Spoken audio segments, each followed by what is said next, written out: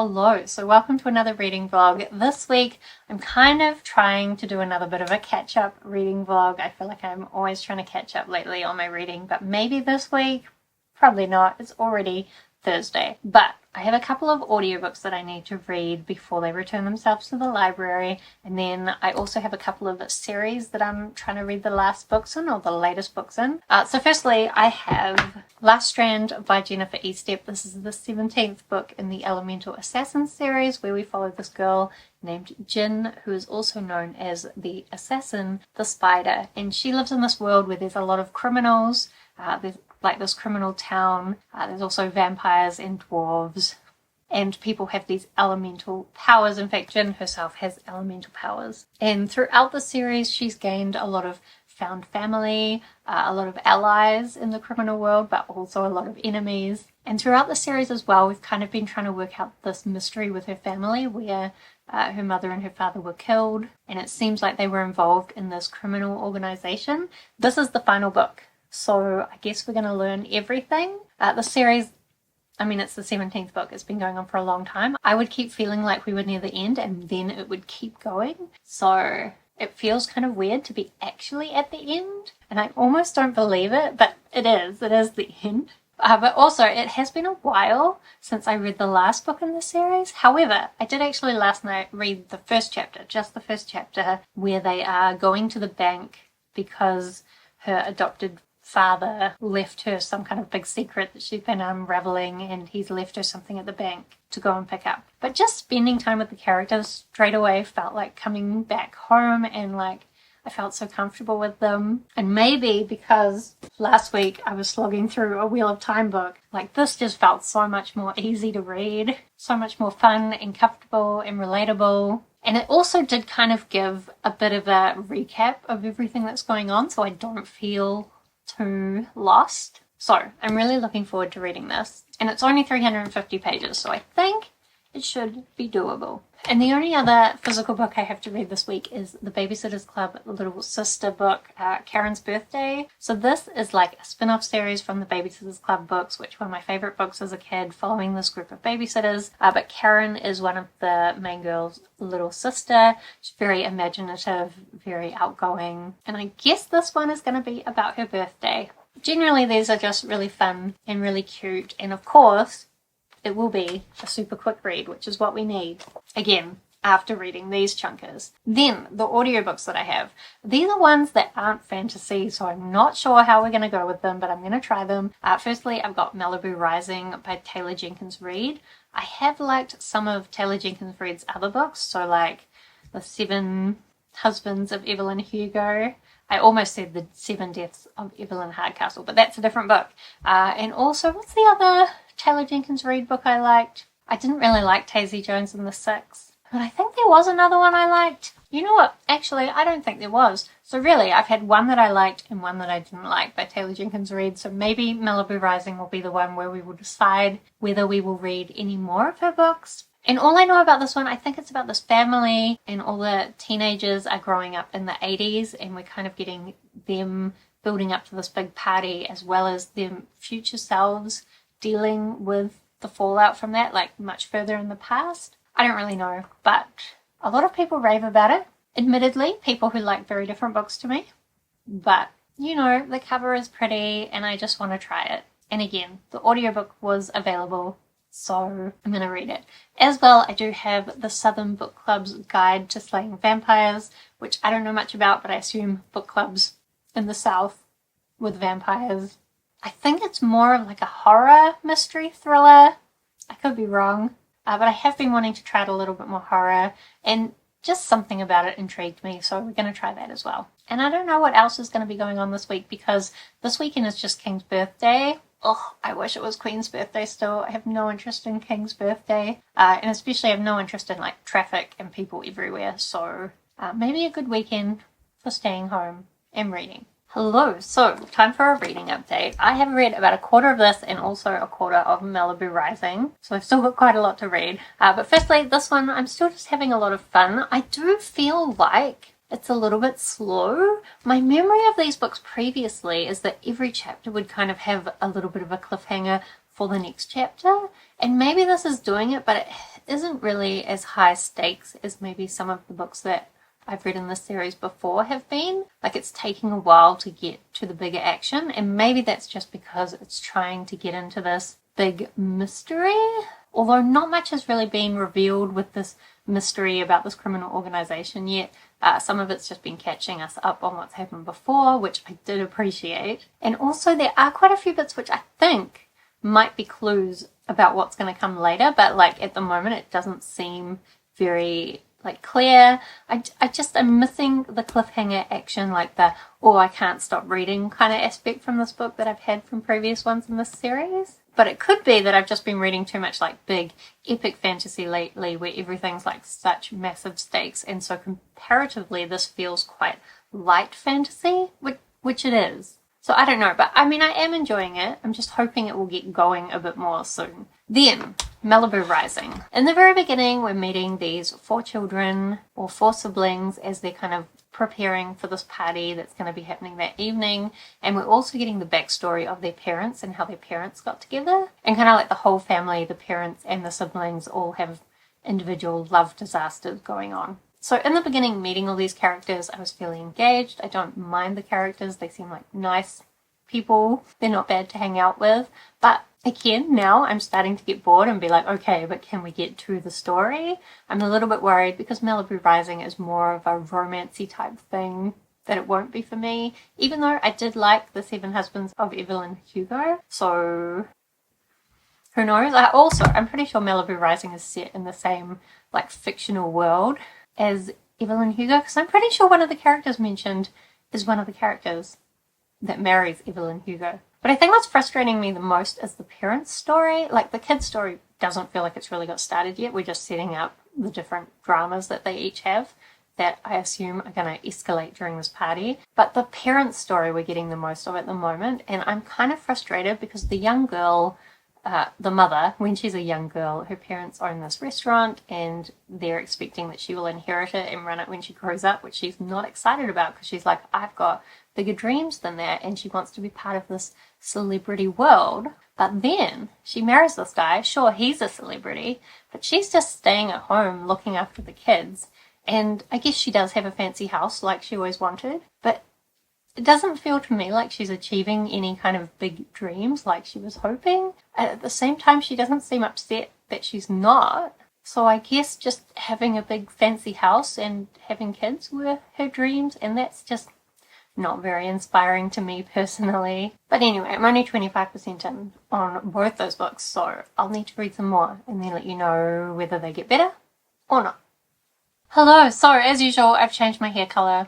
It probably won't last. But I wanted to update you on my reading. So firstly, I have finished off Malibu Rising, and I feel like I don't know how to express my thoughts about it because it's a contemporary. And I enjoyed it. I was engaged in it. I thought the character development was interesting. I was a little bit frustrated at the end. It felt like there were quite a few plot points that had been introduced that weren't ever wrapped up. But I guess like it's meant to be kind of a window into people's lives. So like not everything would be wrapped up, but like what was the point in getting into it if you're not going to talk about it? Or I guess like things were wrapped up to a point, but like that's the end.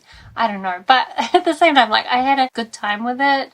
I like the characters. I like their journey. I don't know. It just needed some magic and some mystery and some death, and it didn't really have any of those things. So I think it's a good book. I don't think it's the kind of book that I normally like.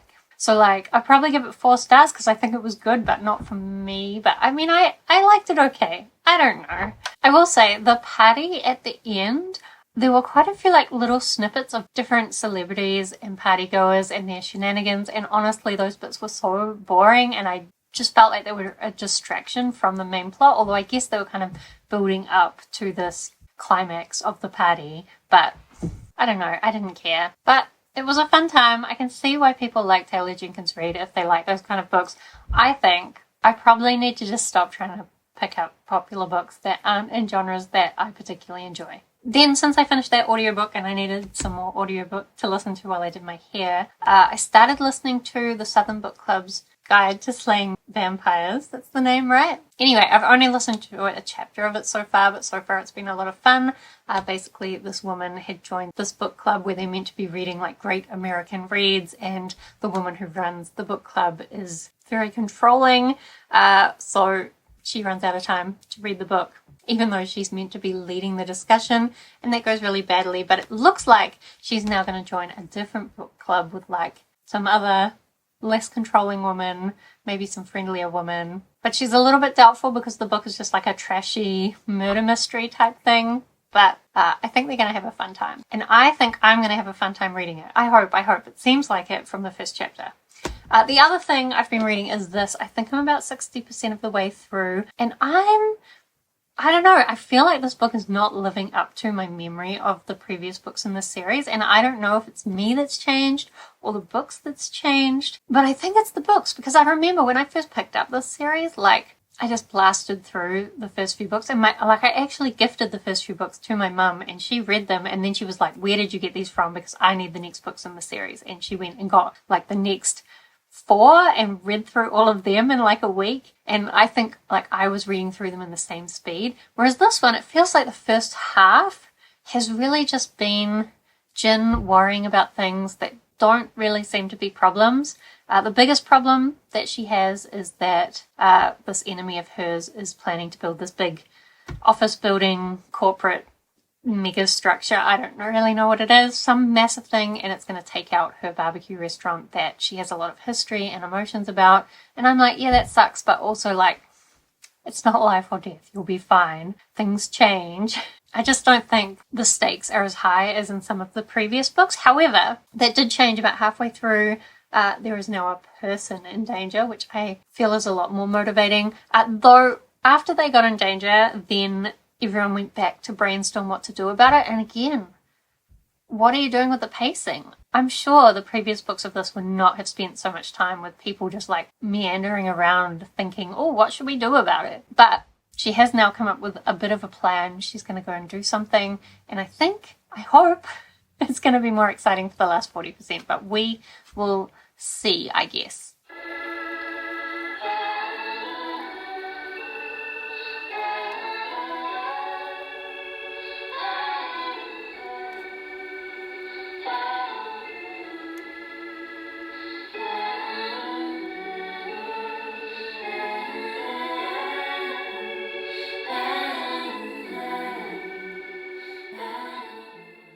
Hello. So I'm wearing this jacket because I just got a delivery. When I left my job, not the last time, but the time before, then I went back. But the first time I left, they gave me a $400 voucher for Torpedo 7, and I've taken ages to spend it.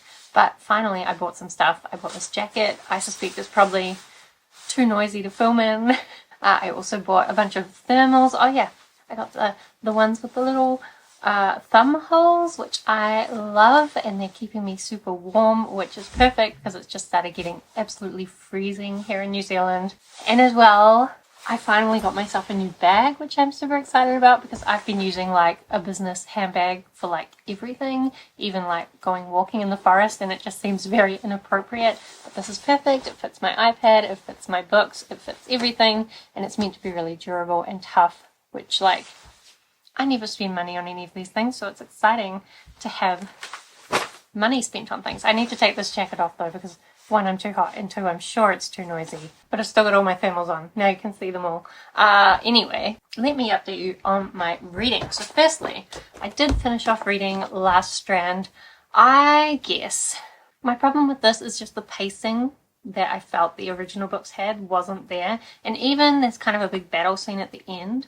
I didn't feel like that was as cleverly written as some of the earlier books. Like there'd be these big fight scenes and she'd use her magic, or the enemies would use their magic in like really creative ways. Whereas this, like, I mean, I guess she tried, but it just wasn't at the same level as some of the other books. And I think as well, because she knew it was the last book, she was trying to bring in all the other characters and have like all these emotional moments.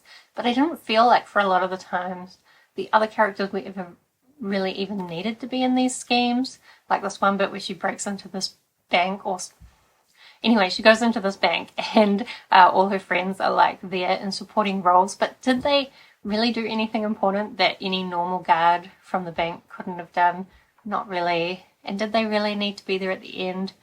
Not really. So like, I don't think it gave me the emotional closure that I would want from this series, but it also didn't give me the action that I wanted. It did a lot of the normal stuff that it does in this series. Often she has like memories throughout it as like dreams or whatever. At least this one, it wasn't like she was just suddenly remembering things from her past in a way that was convenient to the plot. You know, I hate that. This book series has always done that. It didn't actually do that in this one, which I was surprised by. And I have looked on Goodreads. I can see a lot of people think this was a satisfying end to the series, but I don't know, maybe it was because it was a long time between when I read the last book and this one, but I just don't think it was as good as my memory of the rest of the series. But it was fine. It was fine. It just wasn't everything I hoped it would be. So that's a little bit disappointing. Then though, I actually picked up Karen's Birthday. So as I said, this is a spin-off series from the original Babysitters Club series, and this is the graphic novel adaptation. So we've got the main girl from the Babysitters Club, Christy. This is her little sister Karen. And then this one, so Karen's parents are divorced and then remarried. I know when I was a kid I really liked that because I also had divorced parents that had remarried. The thing with this one, so she is wanting for her birthday to have both of her families come together for her party, and people aren't really understanding what she's saying about that, and there's a whole bunch of misunderstandings that leads to her feeling quite sad. I did like the way that it represented kind of like her sadness. It would do like everything kind of getting dark around her, and I think for some people this would be quite relatable. I think when I read it as a kid, it did help me to understand what was going on, but at the same time, like, my parents split up when I was 3, and I never really thought about my parents getting back together because it just wasn't the way that it was. And like, I quite liked having 2 families, 2 birthdays, 2 Christmases, and all of that, 2 bedrooms. Like, honestly, from my perspective, no downsides. But I think this was a really good story. I think this is one of my favorite ones from these graphic novel adaptations, maybe from the main Babysitters Club series and this series. So, love that one. Then what else? Oh yeah, yesterday I went for a run and I continued listening to the Southern Book Club's Guide to Slaying Vampires, and I don't know how I feel about that one. I feel like the writing style is very fun and it feels like quite realistic, this group of women kind of just building their friendship around a book club. But like, there's been a couple of horrific scenes, and to me they haven't felt as like horrific as I would like them to be.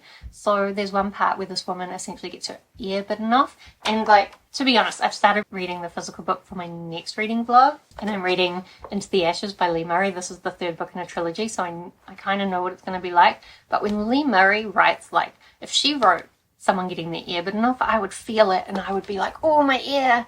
But I read this one, and I don't know if it's just because it's such a fun writing style, I was like, oh yeah, her ear got bitten off.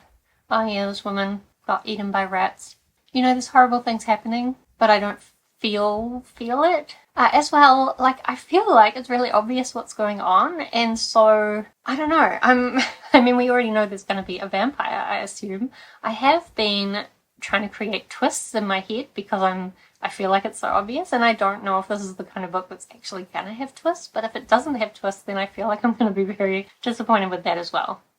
But anyway, I will keep listening to that one, and then I'll let you know, maybe when I'm finished, maybe beforehand, we'll see. As I've said before, I don't have as much time for audiobook listening anymore. I think I need to. I've always in the past kind of tried to read 2 a week, and that's been okay. But I think I need to cut it down to 1 a week because I don't think I can get through that much audiobook now. Anyway, catch up soon. Hello, so this reading update is quite late, like several days later, because I got sick and I'm still sick. But anyway, I wanted to update you on my final thoughts about the Southern Book Club's Guide to Slaying Vampires.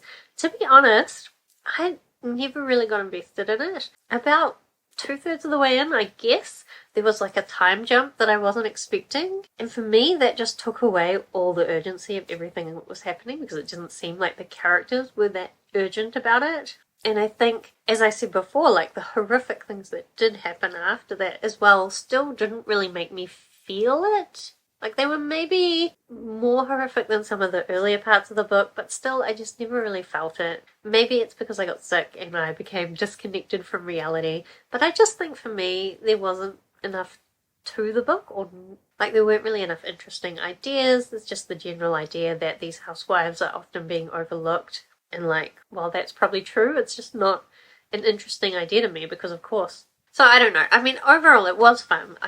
I mean, I liked it okay. I just didn't really love it, didn't really care. And to be honest, at this point I also don't really remember what else I read this week, last week.